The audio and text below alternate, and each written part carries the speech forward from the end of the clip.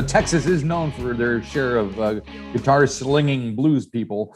Oh yes, yes. Stevie Ray Vaughan, Billy Gibbons, Johnny Winter, Gary Clark Jr. So many great people from Texas. So how did you get caught up in that?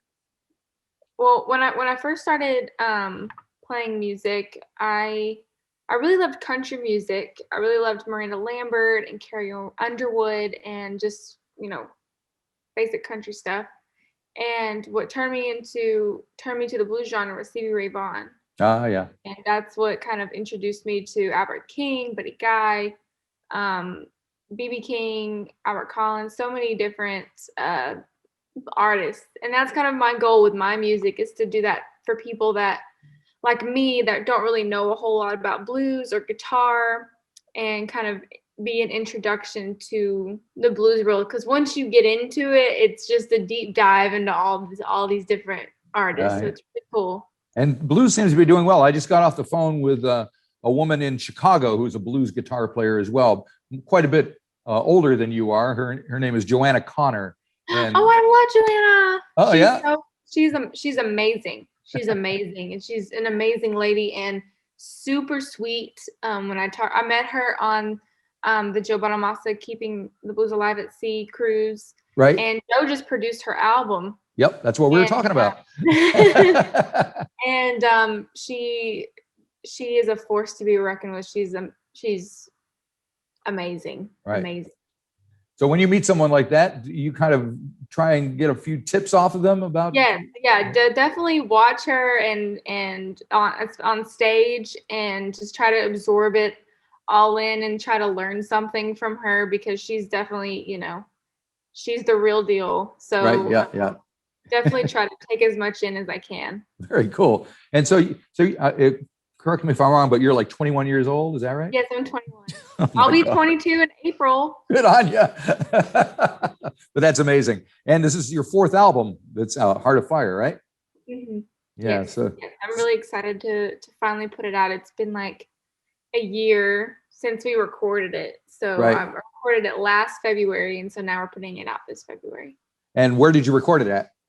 We recorded it in Tennessee with Jim Gaines, and Jim. I was really honored to get to work with him, because he's worked with so many great artists. He did Stevie Ray Vaughan's Instep record, right? Journey, C. Miller's Fly Like an Eagle. He worked on that. Carlos Santana. I think he also worked with George Thorogood. Like, there's just so many like artists that he's had experience with. So I was really excited to go and work with him, and it was great. It was really fun. And he actually has this like little house that we recorded in a house, and it was like in the middle of the Amish community. Oh, right. I used to live in Pennsylvania. I grew up in Pennsylvania, so I'm familiar with those folks. It was really neat to see, like, whenever there was this little corner store where we would take breaks and just go eat and chill out and relax for a little bit. And they, like, some of the Amish people would just come in and like order in bulk, and then leave. And we would see like wagons and horses and like their like community. As we would drive past our hotel, we saw like their houses lined up, and it was really cool. That's pretty cool. See that. So so Jim produced the record. What as a producer, because producers can do everything or nothing, what was his role as far as making this record sound the way it does?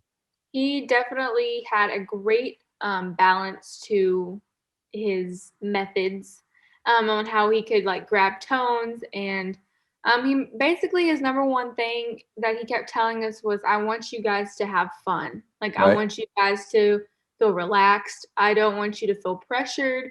I don't want you to feel, like there's a clock going. Like, I want you to feel right at home. And that's exactly how he made us feel. Just like a super fun time. He would tell us like all these really cool stories about who he's worked with. And we would all joke around, and it was really great. It was really fun. Very cool. And when you say us, you and your band, do you have a regular band? Yes, I have my band come in and play on the album, which I was really happy to be able to do that. So Elijah Owens on drums, and then at the time Bobby Wallace on the bass. He played. And were you kind of tracking live, or were you overdubbing? Yeah, so we tracked everything like live, like a live track to get just the gist of the song. And then once we got the drums and the bass down how we wanted it, then we would just layer things on top.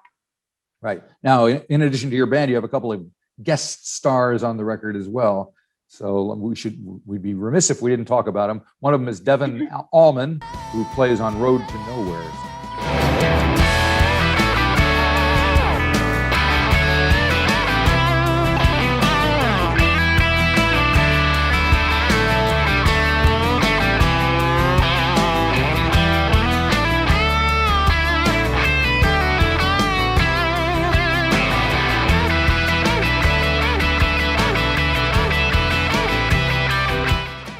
I'm really honored to have both Devin and Kenny on the album.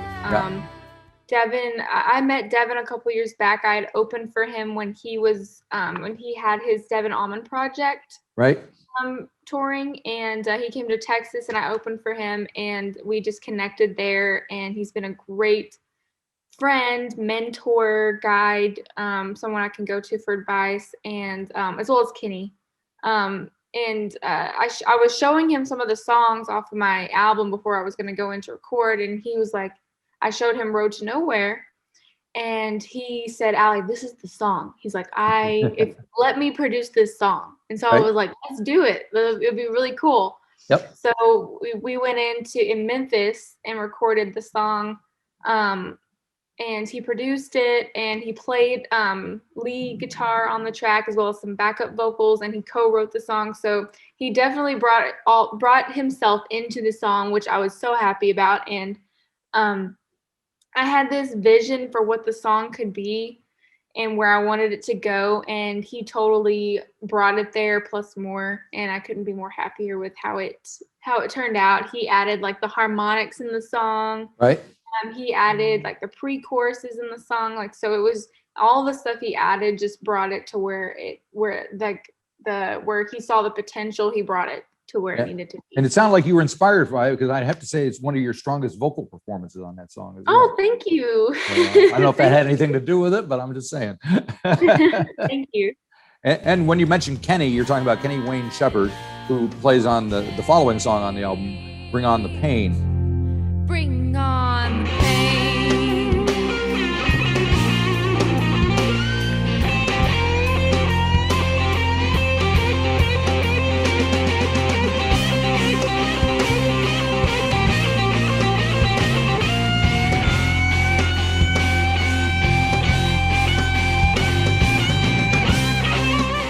So how did he get involved in the thing? Yeah, so I also became friends with Kenny not too long ago, and he is a big hero of mine. So when your heroes become your friends, it's really cool. Yep, absolutely. So I met him at a festival that we played at in Henderson, Nevada, I believe is where it was at. And Beth Hart played the festival too. Oh, right. And we just connected there, and we just stayed in contact. And I told him I was having an album, and I just asked him, I was like, would you like to play on a track? I have a track that would be perfect for you. Just listen to it and let me know what you think. Yep. And he was like, I love it. I'm gonna do it. So I was like, awesome. Very nice. Yeah. So he brought it to like a whole new level, and everybody loves the track. That's probably the most favorite, I think, out of that I've been gathering from people, is that one's really cool. Really and one track I wanted to talk on was Hateful Blues, because it starts out with a very kind of old timey sound. And I just watched Ma Rainey's Black Bottom. I don't know if you've seen that.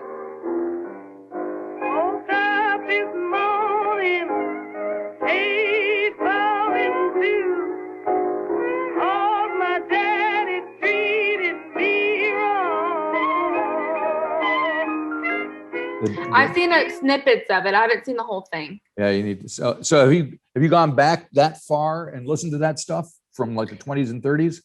Yes, I'm a really big Bessie Smith fan. I try to do one Bessie Smith song on all of my records. Because that's where like blues music really comes from. It's from that that era, and even before that, but and it's mostly women who started it. It's really cool. Like Memphis Minnie, Ma, Rainey, Sister Rosetta Tharpe, Bessie Smith. Those people are the ones that introduced, like Little Richard to like rock and roll and music, Elvis Presley, people like that we know today, took inspiration from these women. And so I just try to incorporate that into my albums to kind of recognize that and, have people look towards that, that time, where the music comes from, and, putting and showing like my take on the music and how blues has evolved over time too. So I wanted to put her actual snippet in the song Very to cool. pay tribute to her. Yeah. And then transition to, our version of the song. So it was really cool. Excellent. And there's another cover, Use Me, Bill Withers, a little more contemporary. Oh, my brain feels they're pointing too deep. They keep trying to tell me,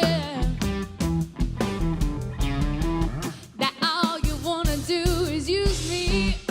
Yeah, we play that song. We've been playing that song live, and it's a crowd favorite. So everybody loves that. But I'll bet they do. They come to see us. So I was like, let's just put it on the record. I think it would be fun. I think people would like it. We really jam out live on it. We extend it even longer than it is. So, but it's really fun. It's funky. I mean, and that's what makes it. And so when you're switching from playing straight blues to something funkier like that, how do you and the band kind of adjust to that playing wise? Is it? Well, I guess the set list has waves to it and stuff. Right. So it's just we just kind of go for it and hope everybody likes it. Yeah, there you go. And it's followed by your tribute to Stevie Ray Vaughan, which is this kind of 8 or 9 minute instrumental piece that starts out slow and mellow and then kind of does its thing. Tell me how that got to be where it is. Well, like I said before, I got introduced to blues music because of Stevie Ray Vaughan, and I'm a really big Stevie fan. And we had been playing that again. We had played that song live for a while, and I just wanted to put something on there that also paid tribute to him. And it stems from Lenny and a little bit of like Riviera Paradise type feel and like some of his licks, but also showcasing my sound and my interpretation of his music and how it influenced me. So I just wanted to put that on there and showcase that. Gotcha.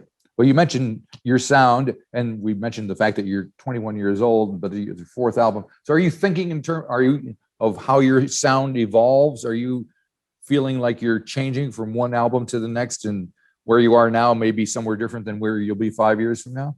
Oh yeah, I hope I'm different than what I sound like now in the next few years. I think with this album, since I put out my last album, which was Texas Honey, I've done a lot of playing, a lot of touring.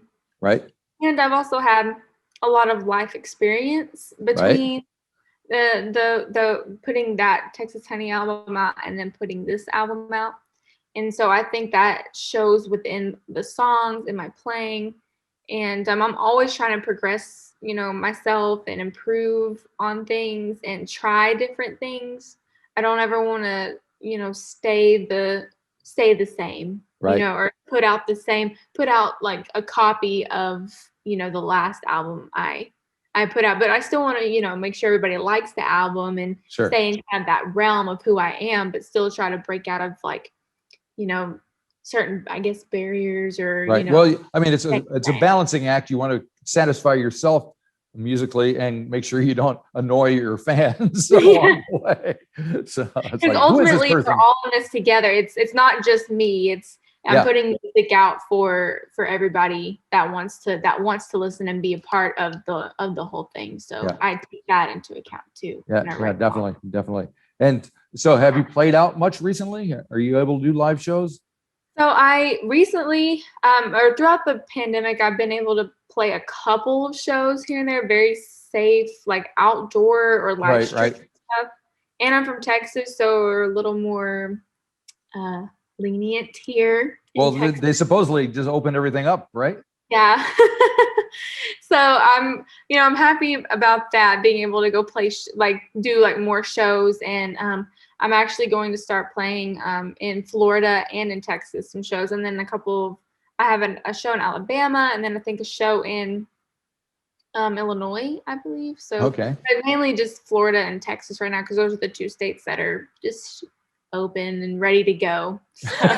And are you worried? Do you think about getting? Oh yeah, I think about I don't want to get sick, and I don't want my band members to get sick, and I definitely don't want to give anything to anybody. Right. So I do take precautions at the shows. I still want to talk. I want to see everybody and say hello, but I keep my distance, and I wear my mask and gloves, and I have hand sanitizer. And I tell people, like, if you feel sick, like, do not come to the show. Like, you can watch it from, like, there's some shows where we do like a live stream for the show too. So people, if they don't want to come out and they're kind of iffy about it, they can watch it at home. Yep.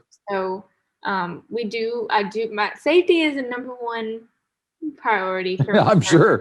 So. You can't be too but I still want to play days. shows, so. Now, the album finishes with a song called What Do You Want From Me, which has a very kind of defiant feel about it, which is an interesting way to finish the album. No matter what I do, it's all the same to you. You keep doubting my ways, yeah, it's nothing new. You keep asking me what's on my mind. Quit searching for answers you don't want to find. It's coming to an end, got nothing left to prove. I've done all I can, and it was all for you. I'm over it, don't know what else to do. It's not looking too good for me and you. Tell me about that one, if you will, before we go. Yeah, that one, I wanted to experience experiment with different guitar sounds. So there's all these layered guitar parts to it, and there's a wah element to the song, and it's basically talking about you're trying to like please this person that you're with, or whether it be a relationship or with like a significant other, or with a family member, or just a person in general, or just somebody you're stalking, just somebody that you're encountering, and and you're doing everything you can to please them, but it's basically not enough. There's always something that they're picking. So basically talking about that, like, what do you want from me? I'm trying. Yeah, gotcha.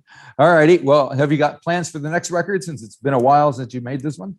Yeah, I've been throughout the pandemic, I've been writing a few songs here and there, but also I've been getting ready for this album, to finally put it out. So I want to put as much love and care into this album, putting it out, and then working on my next album. But I'm always writing stuff, and I'm always trying different things. So I'm gonna put out another album after this one, kind of. I'm sure you will. Good to see the blues is alive and well, and young people are playing it, so that's cool. Come down and play here if you get a chance when things open up. It'd be great to see you. I'd love to. Where are you exactly at? I'm in Auckland, New Zealand, so we're next door to Australia, but it's like to go there. One of the most southernmost places on earth. Oh my goodness, I'd love to. That would be amazing. Well, it's a beautiful place, so I highly recommend it. All righty. Well, thank you for talking to me. I appreciate it. Good luck with the shows coming up. Thank you for having me. I really appreciate it. My pleasure. All right. Bye. Bye-bye.